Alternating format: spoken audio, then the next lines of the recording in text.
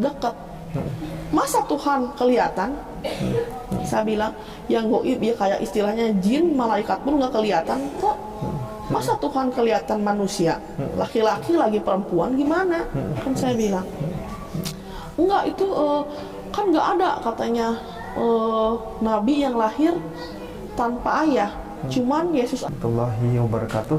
Waalaikumsalam. Alhamdulillah pagi ini Allah berkahi, Allah berikan kesempatan kami untuk ada pertemuan khusus di Bandung.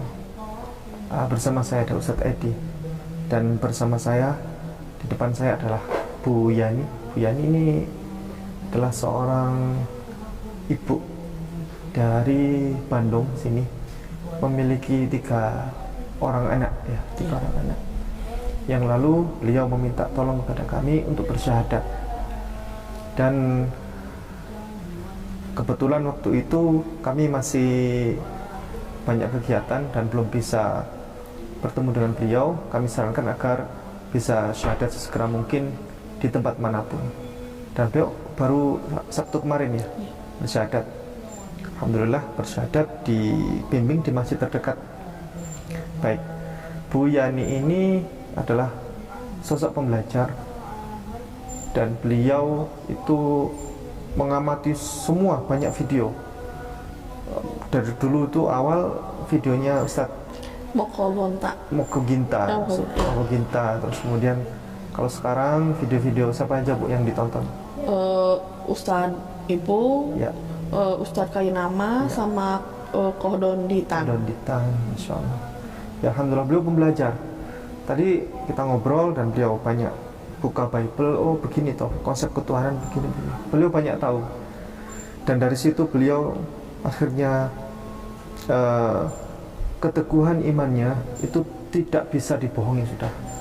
Insya Allah beliau ini akan tetap tegar iman Islam, teguh di dalamnya sampai akhir hayat, walau bagaimanapun ceritanya. Insya Allah mudah-mudahan. Bu Yani, saya mohon dibantu diceritakan apa adanya tentang apa sebenarnya yang terjadi pada Ibu. Dan ini cerita ini kami tujuannya adalah bukan untuk apapun. Cerita ini adalah tujuannya untuk pembelajaran semua, biar masyarakat bisa mengambil hikmah, mengambil pelajaran, karena cerita Ibu sangat bagus dan terjadi barusan juga di tetangga saya. Persis seperti Ibu, sampai orang tuanya meninggal karena kepikiran anaknya masuk Kristen, diajak oleh suaminya pura-pura masuk Islam. Syahadat ya syahadat begitu, tapi setelah syahadat bohong. Iya, jadi yang teman saya, tetangga saya itu perempuan ini diajak ke gereja, mau tidak mau suka sama. Jadi kasus seperti ini supaya bisa menjadi hikmah dan pelajaran buat semuanya, biar pengalaman ini menjadi pengalaman yang berharga, supaya orang tidak coba-coba gitu. Iya. Baik Bu Yani, mohon dibantu diceritakan. Silakan Bu Yani. Ya, ceritanya langsung ke pas saya masuk Kristen atau dari pertama saya cari Tuhan? Boleh dari mana saja. Iya. Sebelumnya ya saya hidup agama Islam dari lahir. Ya. Semua keluarga saya Islam. Ya. Lalu ya nama juga hidup, kita kan ada di bawah, ada di atas. Ya. Akhirnya kan jatuh lah. Ya. Saya mungkin nyalahin Tuhan. Ya Allah, kenapa sih kayak gini gitu? Apa ini kamu apa nggak suka sama saya? Ya. Atau ya kita cari Tuhan lah. Nah udah gitu saya sholat tahajud, asalnya sholat duha sering ngaji, tapi kok nggak berubah-berubah. Cuman saya tenang hati saya. Kan saya juga harus membiayai anak saya 3 ini kan masih sekolah semua. Sedangkan saya single parent. Anak perempuan 2, laki-laki 1. Laki-laki 1. Saya cerai udah dari tahun 2018. Sedangkan saya kerja udah resign. Yeah.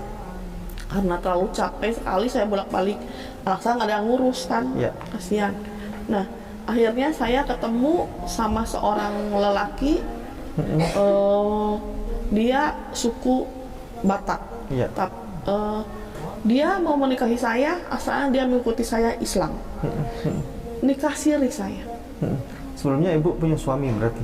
Iya. Tapi cerai? Cerai karena? Ya karena tidak menafkahi saya capek kan. Lalu dia sering kalau main judi gitu kan.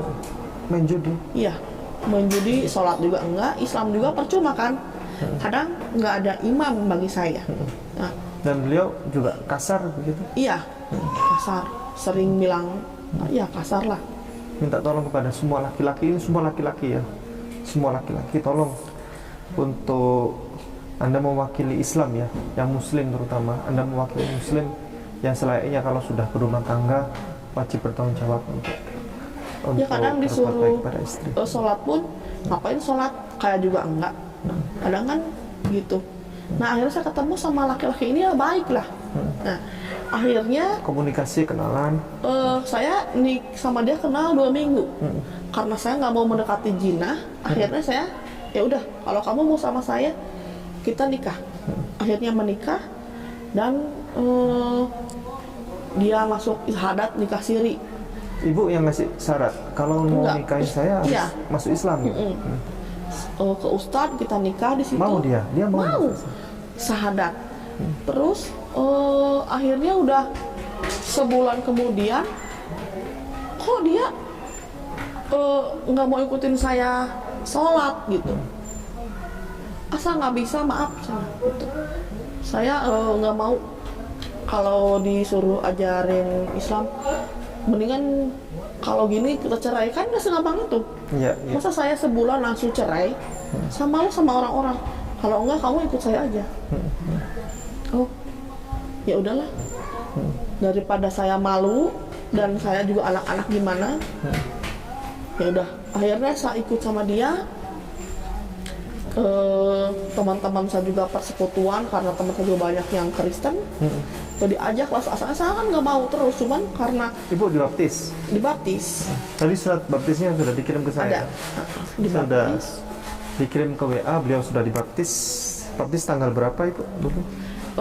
Itu Mei dibaptisnya. Iya. Karena baru suratnya baru muncul itu tanggal segitu, baru dari Januari dibaptis itu. 28 Januari saya dibaptis 2024. Ya ini dibaptis tanggal surat baptisnya baru keluar. Bandung 12 Mei 2024. Gereja Kristen, boleh sebut nama gerejanya? Enggak, iya, gereja Kristen saya ini ya. Intinya gereja Protestan ini. Iya. Oke, lanjut. Nah, udah gitu kan saya harus katanya dia nunjukin juga kan ayat-ayat Al-Quran yang Isa adalah kebenaran, kata Yesus adalah kebenaran. Terus dia bilang ke Yohanes juga, akulah jalan dan kebenaran dan hidup. Kalau tidak melalui aku tidak akan sampai ke Bapa. Oh saya anggapannya ya Nabi Muhammad kan, karena utusan. Kalau tidak lewat Nabi Muhammad mungkin kita juga nggak akan sampai ke Allah kan Bapa mereka nyebutnya. Nah, ya udahlah nggak apa-apa. Tapi lama kelamaan di dalam gereja dan di dalam saya juga diajak pelayanan, menjadi pelayan Tuhan.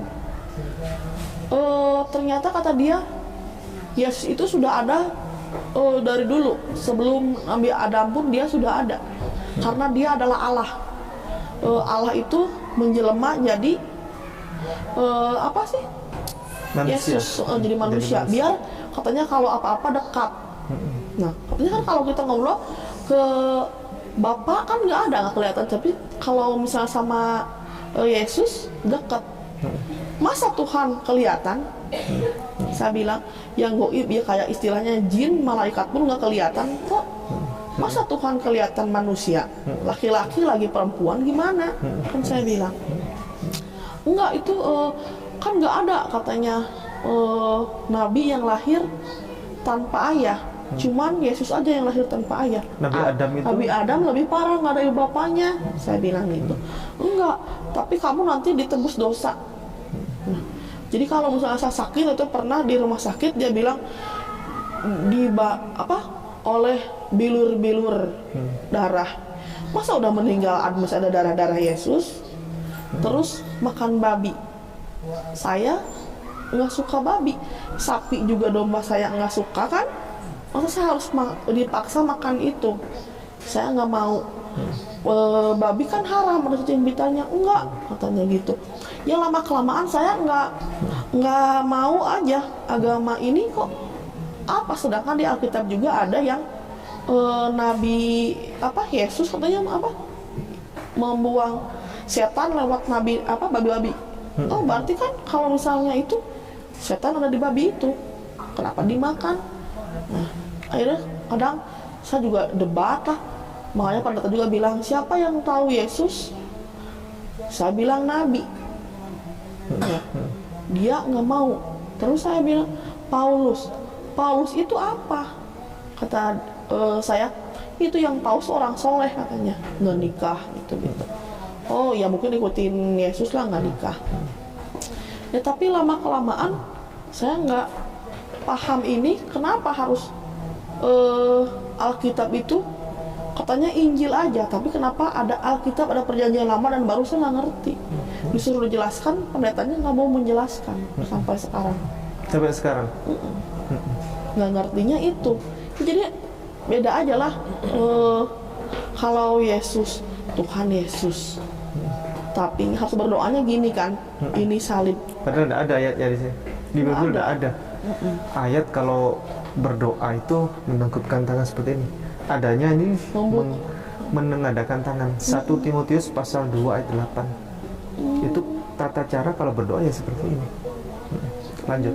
Nah, dalam udah nggak ke gereja saya berapa bulan pun sampai di acara apa Natal, saya cuman ikut tanggal 8 Desembernya aja. Karena kan perayaan Natal itu beda-beda. Nanti tanggal 25 ibadahnya, 8-nya perayaan. Saya cuma ikut perayaan aja, nggak ibadahnya nggak. Karena nyanyi gitu. Nyanyi kok nyanyi gitu, bukannya berdoa khusyuk. Terus harus hafal lagu ini, gunung, batu, apa? Saya nggak masuk aja. Beda aja cara berdoanya. Kalau makan, ya bukan saya jelekin agama ya. Misalnya berdoa, kan cuman kalau kita Allah membalik orang yang merujak tanah wakin aja badar, udah makan. Kalau itu kan, ya Tuhan, lama kan baru lapar kan? Enggak, memang kalau doa sebelum makan di kekristenan itu tidak ada aturannya. Itu memang para pendeta membuat konsep sendiri, yang itu bacaannya juga adalah boleh memberikan bacaan apapun yang baik ya sebelum berdoa, tapi rata-rata kepanjangan gitu kan. Nah, kalau di Islam Cuma enak segitu. sederhana, Allahumma barik lana fima razaqtana wa qina adzabannar, dan itu ada tuntunannya dari Nabi Muhammad, jelas itu ada contohnya begitu, dan itulah yang kita ikutin begitu. Lanjut. Lalu apa Yesus dibangkitkan, siapa yang membangkitkan dia kan? Kalau bukan Allah, kenapa nggak bangkit sendiri kalau Tuhan? Disiksa kan, katanya ada yang Elia sabatani lama sabaktani. itu mana Allah saya, kok tidak menolong saya gitu kan? Katanya dia sendiri Allah, kok dia disiksa juga nggak bisa nolong sendiri gitu kan? Kalau misalnya Nabi Ibrahim juga sama Raja Namrud, akhirnya Allah nolong, apalagi dia kalau mengaku dia Tuhan, tinggal digini juga bisa. Nah di situ ya saya udah nggak mau masuk lagi. Cuman kan masalahnya ini ya anak-anak kan harus ikut akidah Islam. Tapi anak-anak ikut Kristen? Kristen. Ikut Kristen? Semua. Karena ikut saya kan. Berarti ke gereja? Jarang. Ibu terakhir ke gereja kapan? Ke gereja ya bulan yang kemarin Desember itu ya tanggal 8. Nggak dimarahin sama suami nggak ke gereja? Dimarahin sih. Marahin. Cuman saya bilang lagi sakit, kadang-kadang kurang aja lah. Karena nggak mau saya masuk. Terus lanjut Ibu. Gereja. Ibu bagaimana? Apa yang terjadi berikutnya? Anak-anak dan seterusnya? Ya dan akhirnya saya bilang ke suami juga, saya ingin kembali ke Islam. Karena saya nggak bisa ikutin kamu gitu. Apalagi keluarga dari suami itu nggak setuju sama saya dari pertama. Karena saya dari suku Sunda dan saya janda gitu. Kenapa nggak dari awal? Kalau gini udah, saya kan Jadi masuk kayak ke apa ya, jurang yang susah, saya maju susah, mundur pun sulit gitu kan. Jadi saya harus minta tolong ke siapa lagi sih? Mungkin ya memang minta tolong segala ke Allah, tapi kan nggak mungkin Allah itu langsung dia ngangkat karena kita bukan nabi gitu kan.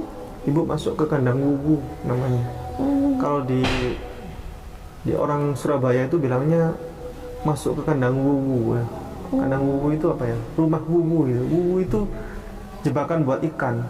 Ikan itu masuknya mudah, dia tinggal masuk doang. Tapi begitu keluar nggak bisa. Bingung ini jalannya yang mana gitu kan. Dia bisa masuk tapi nggak bisa keluar. Itu namanya kandang wuwu. Di dalam sungai atau laut itu ada jebakan wuwu itu. Itu orang Surabaya bilang begitu. Terus begini ya, kalau di agama Nasrani sama Islam, kalau kita Islam itu kan saling membantu dan menolong, betul? Kalau mungkin kalau di agama ini, jadi menolong itu harus ada pamrih. Beda dengan Islam yang infak sedekah kan, saya juga kalau nolong orang ya udahlah nanti biar aja Allah yang ngebalas kan pahala. Mereka itu enggak. Sangat keras hati mereka juga. Kalau misalnya di Islam, dan kadang kalau orang yang marah, saya juga dulu pernah ditipu. Tapi saya yakin, mau marah ke siapa juga karena saya salah ngasih uang, kan percaya ke orang. Kadang mungkin udahlah, sama Allah itu hak orang. Tapi kalau di Kristen itu orangnya galak-galak, kasar, jadi dia nggak, katanya harus kasih sayang, tapi enggak. Justru kadang-kadang mereka itu membenci Islam yang gara-gara bom. Itu di luar konteks agama ya. Itu oknum. Jadi kalau soal bom apa terorisme jangan itu nyalahin. Terus saya bilang kan, kamu di jalan juga suka ada yang ngasih kalau Jumat berkah, kan ngasih. Saya juga dulu gitu, kalau tiap orang Jumatan di rumah saya suka bikin nasi, ngasih, karena biar berkah dan pahala kan. Nah, waktu pas di gereja pun saya bilang gini, saya selalu ngasih ke anak-anak sekolah minggu makanan saya bikin. Katanya, Bu, nggak ada yang bikin kayak Ibu. Kenapa? Nggak ada. Buat apa Bu bikin gitu? Kan Ibu udah ada apa sih namanya tuh, persembahan kasih. Iya, yang ada perpuluhan gitu. Iya. Orang itu buat apa Kolektor, uangnya? Coba bikinlah makanan, kasihin atau ke jemaat kek. Ini dia nggak pernah. Makanya dari situ, udah, berarti mereka itu agamanya agama buatan sendiri, bukan dari hati. Beda aja lah, pokoknya enggak. Sebelum dilanjutkan oleh Bu Yani, saya minta tolong Ustadz Edi memberikan komentar. Assalamualaikum warahmatullahi wabarakatuh. Saya cuma tertarik tadi pas dia bilang katanya bombing, ngebom muslim ya. Gini, coba ketik di internet agama mana yang paling banyak membunuh orang. Yang pertama itu 48 juta orang. 48 juta orang, 480 juta orang. Itu bukan muslim. Oke, Perang Dunia 1, Perang Dunia kedua, itu siapa motornya? Cari sendiri, saya nggak mau sebut. Yang kedua, agama kedua itu juga bukan muslim. Agama yang ketiga bukan muslim juga. Agama yang keempat bukan muslim juga. Yang kelima bukan muslim juga. Dari hasil penelitian CIA sama FBI, jumlah teroris yang beragama muslim itu cuma 0,2%. Dan ternyata setelah ditelik pun nggak ada hubungan sama agama, tapi perebutan teritorial. Jadi kalau misalnya mau bicara masalah data, ya sebaiknya coba jangan hanya percaya katanya, tapi coba lakukan riset sendiri. Jadi sama sekali enggak. Buktinya gitu, saya kan punya pengalaman yang mirip-mirip, cuman bedanya kalau saya dulu ke meditasi. Di meditasi pun juga sama. Dulu dibilangnya bahwa ini di backup sama science kan gitu, bahwa kita bisa mencapai apa yang namanya the highest attainment of spirituality itu lewat cara kita menyatukan kita sama Tuhannya saat itu kan gitu. Nah, tapi ternyata setelah banyak berpikir, jadi memang Islam itu untuk orang yang berpikir ya. Saya ngelihat bahwa sekarang itu yang jadi masalah, banyak orang tua termasuk di Indonesia, kita harus hati-hati. Banyak orang banyak orang tua yang mendeislamisasi anaknya sendiri. Jadi kalau saya belajar dari cerita saya dulu tuh saya akhirnya kenapa jadi ke meditasi itu bukan karena Islamnya yang salah, tapi karena saya tidak. Agama apa ya? Itu bisa dilihat di internet gitu ya. Karena dulu kenapa saya tertarik, karena dulu kan suka baca artikel bahwa katanya kalau mau tenang meditasi tidak bertentangan dengan agama kan gitu. Akhirnya saya tertarik lah, saya belajari, dan kebetulan mentor saya kan orang Jerman dan dia very knowledgeable. Semua pertanyaan saya terjawab semua. Cuman satu kesalahan yang saya buat, dan ini kesalahan yang tidak boleh diulang oleh semua orang tua Muslim. Orang Muslim itu harus mengajari anaknya agama. Jadi kalau pengetahuan saya tentang agama segini, ada tantangan yang segini, ini yang tantangan lebih sedikit nggak masalah. Tapi begitu tantangannya lebih besar, agamanya sendiri tidak diolah, itu kita mudah goyang. Itu yang terjadi sama saya. Jadi saya mencari sumber luar tapi tidak cari sumber sendiri, dan itu kesalahan fatal. Akhirnya apa? Terasa lebih make sense itu saat itu ya. Tapi sekarang setelah saya tahu semuanya, setelah saya tahu bahwa itu semua tidak benar, ya sekarang saya yakin 100%. Salah satunya contohnya gini, kalau meditasi itu ada 3 kualitas, inkantatif, repetitif, sama satu lagi apa, itu bisa bikin pikiran kita jadi tenang kan gitu. Ternyata itu di zikir sudah ada, bahkan lebih bagus lagi di zikir gitu kan. Katanya itu mau mengganggu sistem limbik yang akhirnya membuat kita menjadi tenang. Dan mereka bilang bahwa hidup mereka penuh dengan kedamaian. Ternyata buktinya setelah saya lihat jauh-jauh hari kebelakangan, ternyata enggak juga. Ternyata banyak mereka yang stres, banyak mereka yang gontok-gontokan. Katanya kalau orang meditasi itu bisa membuat semuanya jadi damai. Tapi saya balik lagi, ini hanya kepercayaan mereka masing-masing. That's okay, kalau mereka percaya begitu ya silahkan. Tapi jangan akhirnya menyalahkan bahwa di Islam itu tidak ada. Di Islam justru luar biasa adanya kan gitu. Terus contoh lainnya lagi katanya, dari sekte yang lain dia bilang kalau sekian persen orang meditasi akan terjadi kedamaian di daerah itu. Terbukti di Amerika katanya tingkat kriminalitasnya turun. Nah ternyata pas di salah satu kota itu, di Detroit atau di mana, itu kriminalitasnya turun. Tapi saling klaim antara aliran meditasi itu dan kepolisian setempat. Terbukti di tempat yang lain nggak ada efeknya sama sekali. Dan banyak ternyata pemimpin dari sektenya sendiri punya penyimpangan seks. Kemudian ada yang bunuh diri di aliran meditasi, tapi aliran meditasi yang lain. Jadi kalau misalnya kita bicara buat orang yang misalnya pengen meditasi, ya kalau kalian misalnya meditasinya mau yang buat normal-normal aja, ya janganlah yang bersinggungan dengan agama, karena ada beberapa yang akhirnya jadi gaya hidup. Ya seperti berpakaiannya, cara makannya, segala macam. Saya sendiri sama orang yang misalnya yakin itu benar, ya silakan aja. Tapi kalau saya sudah pernah di situ, saya tidak yakin. Kalau misalnya mau bicara ya silahkan. Buktinya saya sampai sekarang sama pendetanya masih akrab nih. Kita mau janjian bulan Februari, tapi saya udah bilang nama sama Muslim. Stop, saya bilang. Nama Muslim. Dan dia kecewa, dia kan saya dulu dididik sama dia supaya jadi pendetanya juga kan. Udah mau disponsorin ke luar negeri itu. Cuman kalau saya ambil saat itu ya mungkin saya udah nggak balik lagi ke Indonesia kan gitu. Dan nggak balik ke Islam. Enggak, kalau masalah Islam itu sebenarnya memang udah ada keraguan dari saya tuh bahwa ini kayaknya nggak benar deh maksudnya meditasi ini. Ini bukan yang saya percaya gitu. Karena di situ ujung-ujungnya kayak ada nyembah ke foto, itu saya nggak mau. Saya pikir Nyembah ke foto ya? iya, nyembah ke foto ke pemimpin spiritualnya. Tapi kalau ya buat saya, kalau menurut Yo itu kan akhirnya di ujung-ujungnya ada di bukunya dia tuh. Tapi saya sekali lagi nggak mau bersinggungan, nggak mau juga menjelekan mereka gitu ya. Itu ya karena gini, itu kepercayaan mereka, ya udah silahkan. Tapi kalau buat saya tidak setuju pada saat ada pernyataan bahwa Baba is God. Itu saya nggak setuju. Masa saya menuhankan dia makan, gue makan. Saya nggak mau, dia bilang. Oh, Baba? Iya. Jadi kalau Sai Baba itu? bukan Sai Baba. Jadi di India itu banyak baba. Baba itu kalau di Arab tuh abba, gitu kan. Nah seperti gitu. Saya nggak mau.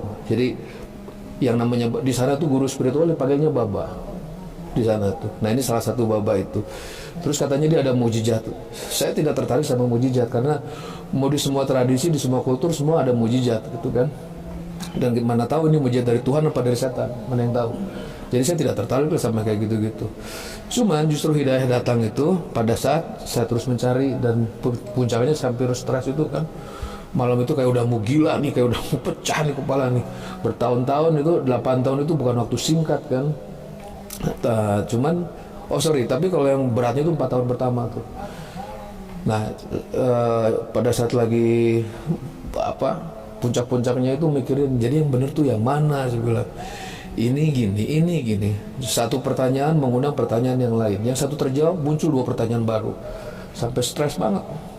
Cuma saya ingat waktu saat itu di Bali itu malam-malam, saya bilang, wah, saya udah bingung nih. Karena ground Islam saya juga sudah hampir tercabut dari akarnya kan. Saya bilang bahwa saya sebut semua nama Tuhan, ya Allah, ya Allah, ya nama Tuhannya dia saya sebut juga, semua saya sebut. Engkau tahu saya mencari Engkau. Tunjukkan mana yang benar, saya bilang. Dan apa yang terjadi kemudian, saya kecapean gitu. Itu kayak udah mau gila tuh. Tiba-tiba tidur.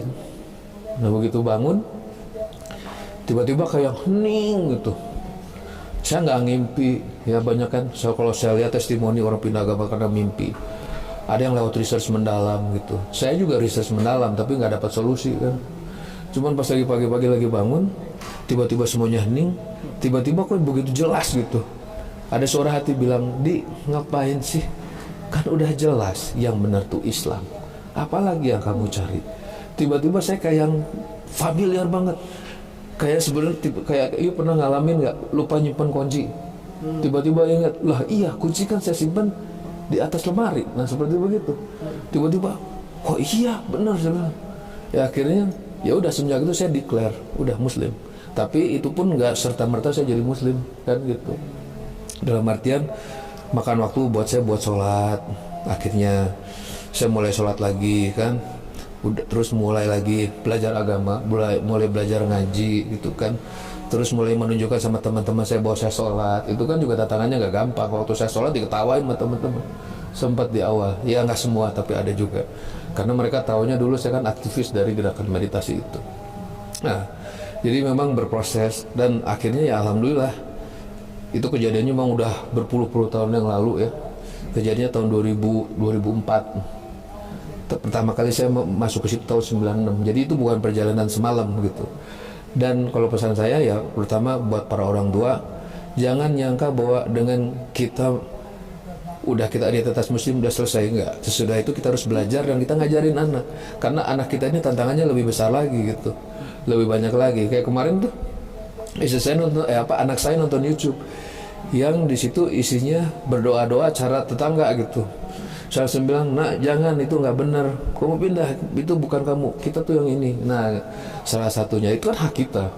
Toh mereka juga sama, orang tuanya kalau nonton acara Islam jangan nonton Islam, itu bukan ajaran kita, ajarannya kamu yang ini, sama aja gitu kan.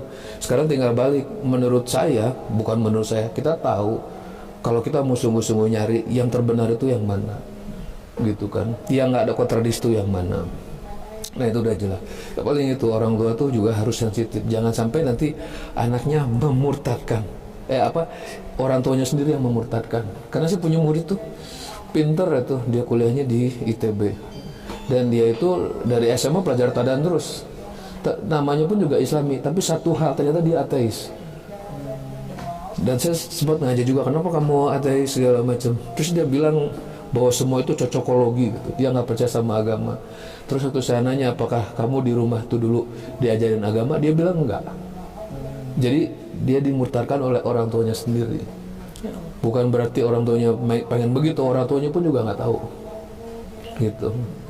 Paling ya itu mungkin dari saya. Saya teringat Ustaz Edi bahwa di Kota Malang itu pernah ada seorang staf KUA dari Departemen Agama. Dia ustadz yang menikahkan orang juga, karena kan KUA kan biasanya akad nikah kan qabil tu nikah kan begitu kan di KUA. Terus kemudian dia ya khutbah Jumat juga begitu. Suatu ketika entah siapa yang memulai, dia itu ikut meditasi. Kan promonya kan biasanya meditasi baik untuk ketenangan dan seterusnya. Dan dia akhirnya istrinya juga kalau tidak salah diajak meditasi juga. Persis sama. Terakhir persis juga ya. Terakhir dia itu meninggal itu jasadnya dikremasi, terus abunya dibuang ke Malang Selatan, ke laut Malang Selatan itu, di laut pantai selatan. Terus kemudian ditelusuri, kawan-kawan bertanya kepada istrinya sejak kapan beliau keluar dari Islam. Beliau keluar dari Islam dan beliau masuk ke agama tertentu. Dinyatakan mulai tahun sekian sampai beliau meninggal.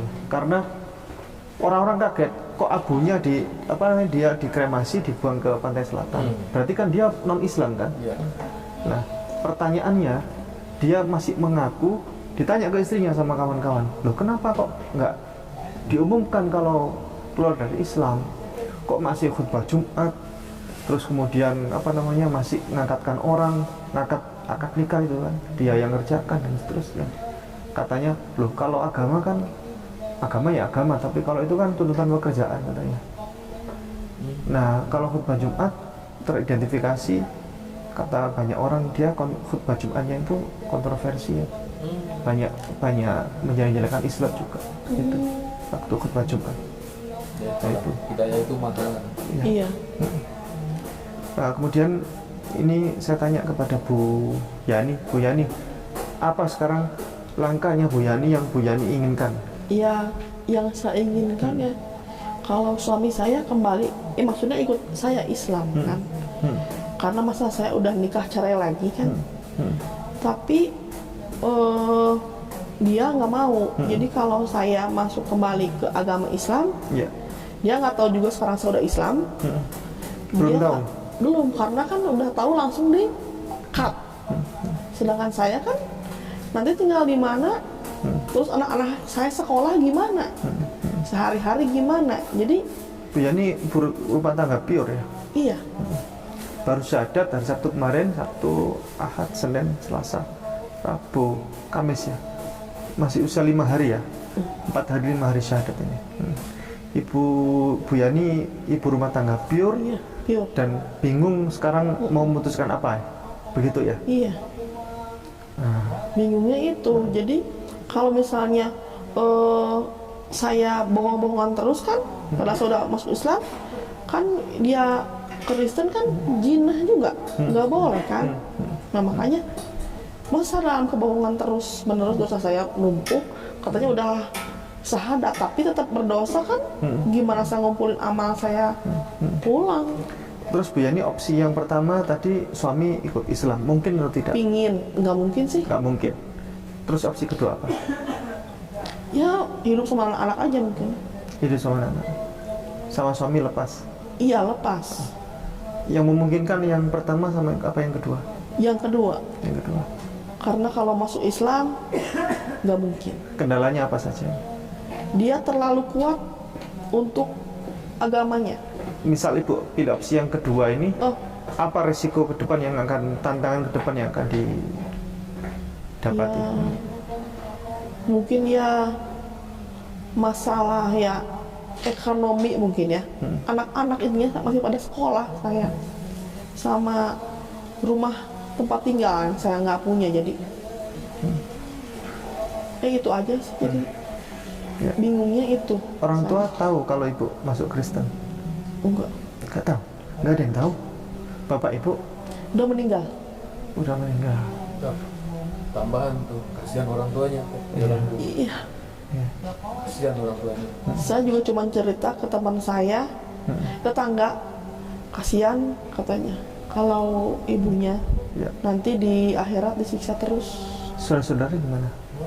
Saudara saya jauh-jauh ya, karena udah pada meninggal orang tuanya, jadi kan kita bercerai-berai kan. Mungkin dia udah punya keluarga sendiri, semuanya udah punya keluarga sendiri, jadi nggak ada yang tahu kalau Bu Yani masuk Kristen. enggak. Ya, saya nggak bilang bahwa itu gampang ya, karena gini, pada saat memutuskan Islam, artinya harus siap dengan segala konsekuensinya. Iya. Tapi kan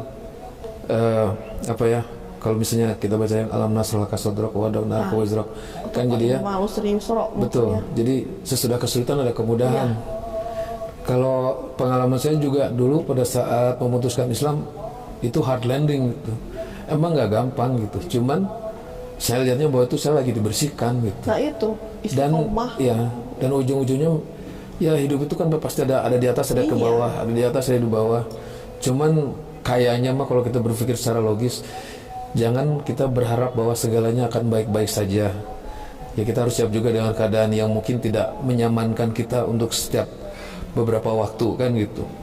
Cuman dengan adanya keinginan, pasti kita akan berubah ke arah yang lebih baik. Itu sudah pasti. Ya saya juga berpikir saat itu gimana caranya saya bisa hidup saat itu kan. Tapi ternyata sampai saat ini alhamdulillah saya masih bisa makan. Saya masih bisa ngasih jajan anak saya, istri saya juga saya kasih makan. Artinya bahwa di balik ujian ini pasti memang udah pasti ada kemudahan teh.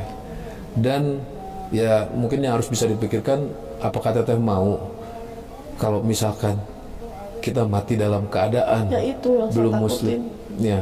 Kalau misalnya mereka yakin bahwa jalan mereka yang benar, ya silakan, itu jalan kebenaran buat mereka. Tapi buat kita, ya kita yakin karena kita tahu, kita harap juga pengalaman ini juga bisa sampai ke orang lain. Tapi dengan cara yang santun kan, kalau kita tidak memaksa. Gitu. Saya juga yakin, kalau menurut saya suami teteh kan juga manusia, bukan batu. Ya mungkin teteh kasih pemahaman tentang Islam yang benar sedikit demi sedikit. Suatu saat Nggak bisa. ya kita gini Keras ada ya oke. Kalau misalnya nggak bisa, hidayah itu kan milik Allah teh. Kalau misalnya dia tidak berubah, setidaknya tentu udah ngomong kan, Iya. yang baik yang udah maupun yang akan datang, kayaknya itu udah cukup. Kalau berubah bukan kita yang bisa berubah, betul nggak? Iya. Memang hanya Allah. Kayak kalau di saat itu saya kembali dapat hidayah, itu bukan karena apa hidayah ojol-ojol jatuh cepluk, tapi kan memang saya juga berusaha keras. Akhirnya saya dapat apa yang saya carikan gitu. Nah ini juga sama teteh. Jadi dalam artian karena hidayah milik Allah, ya paling mintanya sama Allah. Iya. Kalau misalnya beliau tidak berubah, ya udah mungkin memang itu jalannya beliau ya gitu. Seperti itu tak. Bu Yani pernah tidak Bu Yani menyampaikan tawaran kepada suami Pernah. berkali-kali Berkali-kali. bahwa ayo masuk Islam? Iya. Kan gini, dia kan dulunya juga punya kisah hidup yang tragis lah mungkin. Mungkin kata saya, kalau kamu masuk Islam bukan sama memaksakan, tapi kan memang ini kebenaran, berubah hidup kamu berubah menjadi lebih baik. Kan dia kadang-kadang suka was-was hati gitu. Ya mungkin kamu kalau baca Quran tenang. Enggak, katanya dia. Malah saya ajak bilang hidayah, kamu sudah dapat hidayah. Iya, sudah dapat hidayah. Semoga saya tahun ini akan sekolah menjadi seorang pendeta. Malah semakin menantang ya, Iya. menantang mau sekolah pendeta.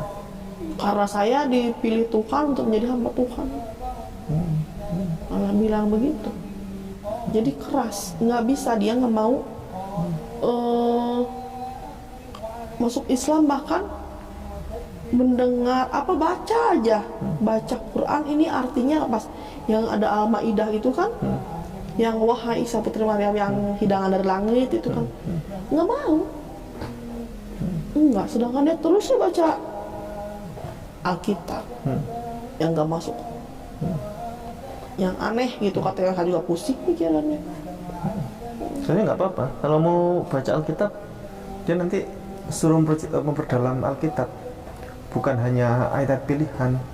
Orang-orang saudara kita dari Kristen Katolik itu rata-rata tidak memperdalam Alkitab itu secara utuh, dan seringkali yang dibaca itu ayat pilihan. Kayak tadi beliau berkata, suami kan berkata bahwa Yesus itu yang awal gitu kan, yang awal yang akhir kan begitu. Itu sebenarnya ayat itu sudah dirubah berkali-kali, Bu. Kita jadi tahu tuh, ini menjadi persoalan ketika kenapa kita menjadi keimanan itu menjadi aneh kalau kita mengimani Yesus sebagai Tuhan. Nanti di akhirat kita tidak akan aman ketika kita menuhankan Yesus di dunia. Karena apa? Yesus datangnya terlambat. Ya kan? Dia datang, Yesus itu lahir perkiraan antara tahun 4 atau 6 sebelum Masehi ya. Sebelum Masehi.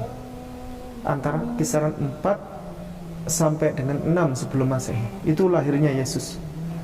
Nah, pertanyaannya, ketika Yesus digantung di kayu salib untuk menebus dosa umat manusia itu, sebelum dia datang, sebelum dia lahir, siapa yang menebus dosa? Kan begitu. Kan kasihan, ada miliaran manusia sebelumnya itu yang tidak ditebus dosanya oleh Yesus, kan begitu. Dia ini merupakan keanehan ketika Yesus datang yang terlambat. Sebetulnya kalau kita mau jujur, yang lebih layak menjadi Tuhan itu adalah Nabi Adam. Iya. Karena dia datangnya mula-mula. Iya benar. Ya kan? Dia lahir mula-mula, dia ada mula-mula. Seharusnya Nabi Adam yang menjadi Tuhan. Wahyu 1 ayat 8 coba. Dia ngambil dari sini, dia kopas dia. Ini nih. Ya, coba dibaca. Aku adalah Alfa dan Omega, firman Tuhan Allah yang ada, yang sudah ada dan yang akan datang, yang Maha Kuasa. Itu dianggap Yesus yang berbicara. Ya. Coba kita lihat, kita ketik Wahyu 1 ayat 8 versi paralel. Ya. Ini yang versi TP tadi ya.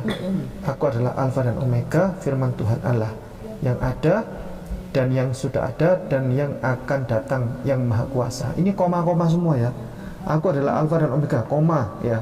Firman Tuhan Allah, koma ya. Yang ada dan yang sudah ada dan yang akan datang, koma, yang Maha Kuasa. Siapa? Dianggapnya Yesus. Ini TP, padahal kita jadi tahu dari terbitan yang lain. Coba Ibu bacakan, dibaca yang keras Bu. Aku ini adalah Alif dan Ya. Ya, Alif dan Ya. Demikian firman Allah Tuhan itu yang ada dan yang sudah sedia ada dan yang akan datang kelak, yaitu yang Maha Kuasa. Aku Alif adalah Alif dan Ya. Ya. Tanda petik, tutup petik. Tanda petik. Ya. Alfa itu huruf Yunani seperti A. Iya. Omega itu huruf Yunani seperti Z. Ini Alif dan Ya. Alif itu huruf pertama dalam bahasa Arab. Ya itu huruf terakhir. Aku adalah Alif dan Ya. Buka petik, tutup petik. Terus kemudian demikianlah firman Tuhan Allah, firman Allah. Siapa yang berkata ini? Yesus atau Allah? Yesus katanya. Tidak, ini Oh Allah. Allah kan? Yesus bukan? Allah. Bukan. Bukan. Oke, kita lihat lagi yang lain. Ini yang versi BIS. Akulah yang pertama dan yang terakhir, kata Tuhan Allah, yang ada, yang sudah ada dan yang ada. Kata siapa Terusnya berarti? yang Maha Kuasa. Kata siapa berarti? Kata Allah. Kata Allah. Ini lebih jelas lagi, versi TSI. Ini ayat sama ini. Ayat yang sama. Tuhan Dirubah-rubah. Allah berkata, akulah yang pertama dan terakhir, Allah yang hidup, yang sudah ada sebelum penciptaan sampai sekarang dan yang akan terus ada selama-lamanya. Akulah Sang Maha Kuasa. Ya, siapa tadi yang berkata? Allah. Tuhan Allah berkata, titik 2 kan begitu. Tapi dirubah menjadi Yesus. Di sini apa di sini? Di sini. Wahyu 1 ayatnya 28. Tidak ada di situ. Allahnya dihilangkan. Wah, nggak kebaca. Ini. Aku adalah Alfa dan Omega, koma. Firman Tuhan Allah, koma. Jadi Yesus itu firman Tuhan. Ya. Firman Tuhan Allah, koma. Yang ada dan yang masih ada dan yang akan datang, koma. Yang Maha Kuasa, titik. Jadi tanda petiknya dihilangkan, nama Allah juga dihilangkan. Jadi dianggapnya ini adalah Yesus. Kalau yang tadi itu kopas kan, kopas dari Wahyu 1. Karena ini yang pertama, ini Wahyu 1 ayat 8. Oke, ya gitulah. Jadi sebenarnya kalau kita memperdalam Bible ini secara proporsional, semakin kita memperdalam Bible, semakin kita dekat dengan Islam. Iya. Semakin kita dekat, semakin kita belajar Bible, semakin kita cinta kepada Allah. Bahkan tidak ada satupun ayat di Bible ini, ya, tidak ada yang Yesus sendiri secara tegas, lugas, tanpa ambigu, tanpa kata ganti menyatakan aku Yesus, aku adalah Tuhan, atau aku Yesus, aku adalah Allah. Tidak ada. Berhadiah 1 triliun kalau ada, kalau bisa menemukan. Dari mana uangnya 1 triliun? Karena memang ayatnya nggak ada, kan begitu. Itu saya baras sudah sejak dulu, Bu. Nggak ada di sini, begitu. Jadi kalau kita belajar Alkitab, oke, suami ibu mau memperdalam Alkitab ya, nggak apa-apa. Konteks dari awal sampai akhir ini final sudah. Bahkan tata cara sholat di sini ada. Yesus sholat subuh, zuhur, asar, maghrib, isya ada. Kemudian tata cara sholat para nabi dan rasul itu sejak dulu ada. Coba orang Kristen ini tidak membaca ini dan akhirnya juga tidak menjalankan syariat yang ada di Bible ini. Terakhir Bu ya, sebelum kita tutup, Nehemia pasal 8 ayat 6. Nehemia ini adalah perjanjian lama. Dia dekat sama Ezra. Saya percepat supaya tidak terlalu ini ya, tidak terlalu lama. Ezra ini, habis Ezra, Nehemia pasal 8 ayat 6. Ezra membuka kitab itu di depan mata seluruh umat karena ia berdiri lebih tinggi dari semua orang itu. Ya, stop dulu Bu. Ezra itu adalah nama lainnya Uzair, sama seperti tadi Ibrahim, Abraham, ibu yang kita ngobrol-ngobrol tadi. Ezra itu kalau di Al-Quran namanya Uzair, pernah dengar tidak? Uzair. Itu adalah sosok yang terkenal di dalam Yahudi, di dalam Islam, dan di dalam kekristenan. Uzair ini adalah nabi dia, dan dia orang yang dihormati, dia orang soleh, dia imam. Dia membuka, Ezra membuka kitab itu di depan seluruh umat karena dia berdiri lebih tinggi dari semua orang itu. Jadi Ezra di sini, Uzair itu dia menjadi apa ibu? Dia berdiri, yang lain duduk, dia baca kitab gini. Dia sebagai apa berarti? Imam, ya, imam. Dia pengkhotbah. Lanjut ibu. Pada waktu itu ia membuka kitab itu, semua orang bangkit berdiri. Nah, dia masih membuka kitab, tiba-tiba orang-orang bangkit berdiri.